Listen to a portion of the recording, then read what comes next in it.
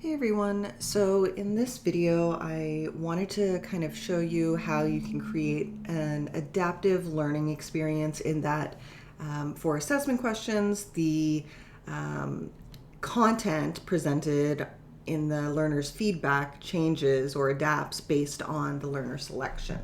So let's just preview this scene and I'll show you what I'm talking about. All right, so here we have how to pet every dog you meet. We're going to go next. And right now is when we make our first decision. And the first decision is going to be a role selection. So how would you describe yourself in relation to dogs? Select a role. And so I've set up these three roles here, the cautious observer, the professional dog trainer, or the dog whisperer. And so you're first going to select one of these, and based on that selection, that's going to drive the feedback. So first, let's say select dog whisperer.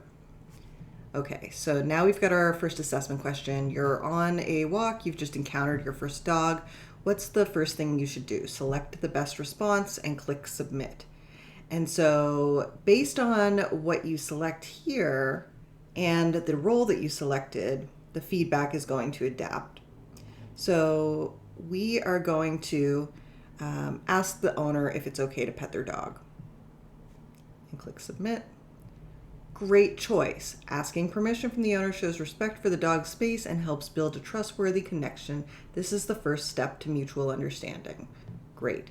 So we see this feedback here, and let's just look at these two slides again and see what the feedback would do if we made a different selection. And then I'll show you what it looks like on the back end. All right, so we're going to select the cautious observer, and then we're going to say, ask the owner if it's okay to pet their dog.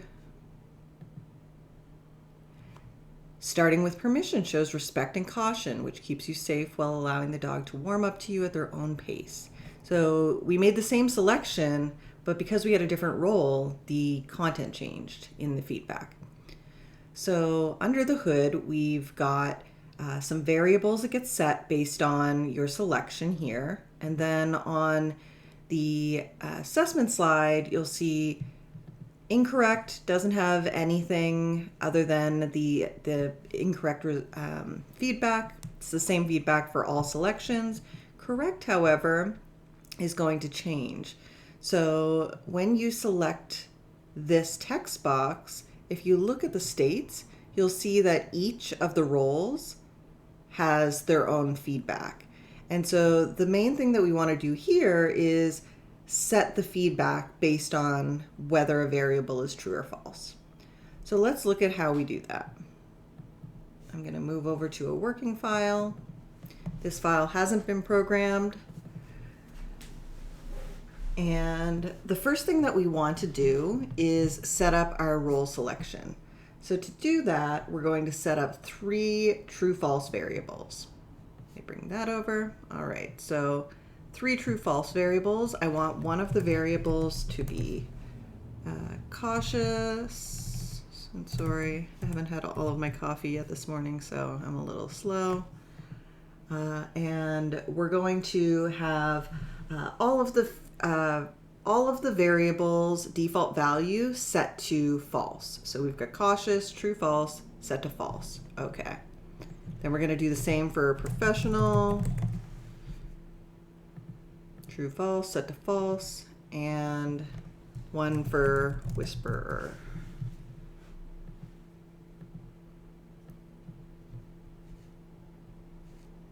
Okay.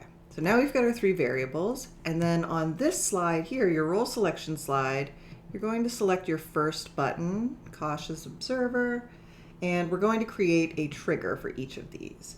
And so the trigger is going to say adjust variable and set cautious to a value of true when the learner clicks true. And then we're also going to create another variable that is a jump to slide, because when they select their role, we want to jump to the next slide.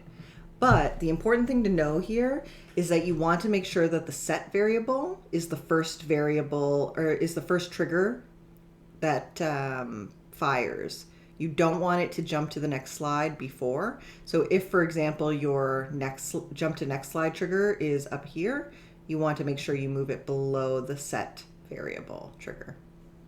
All right, and so then I'm just going to select my set cautious, copy that trigger, select my next button, paste, and then all I have to do is change cautious to professional.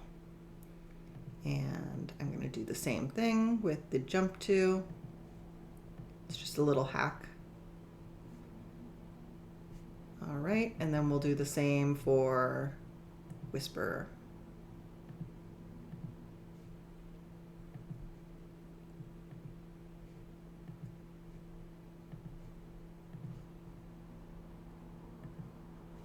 All right, so we have all of our triggers set up.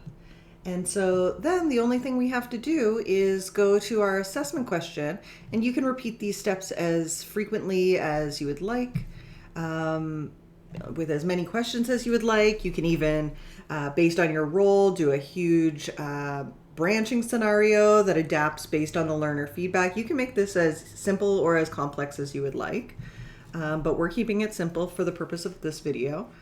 So you're going to choose your correct layer, and then I want you to select your feedback text box. And all we have to do is first create states for each of our feedbacks, so cautious, professional, and whisperer, and then enter in the feedback.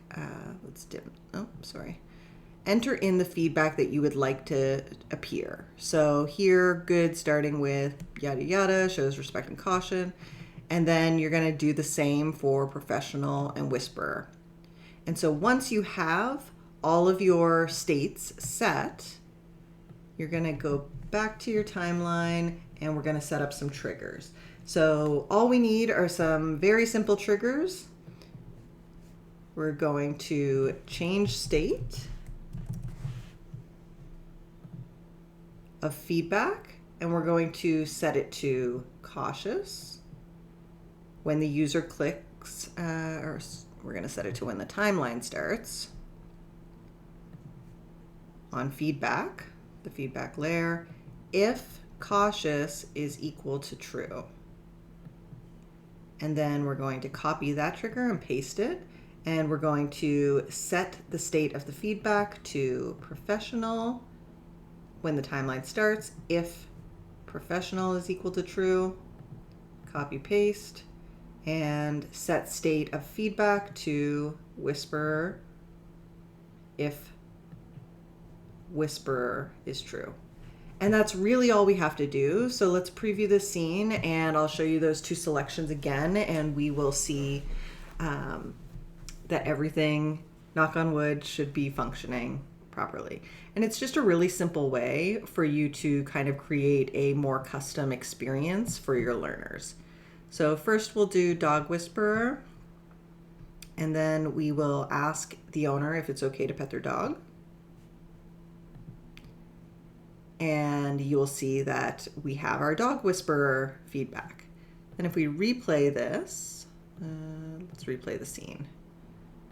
And we choose the cautious observer, and we ask the owner,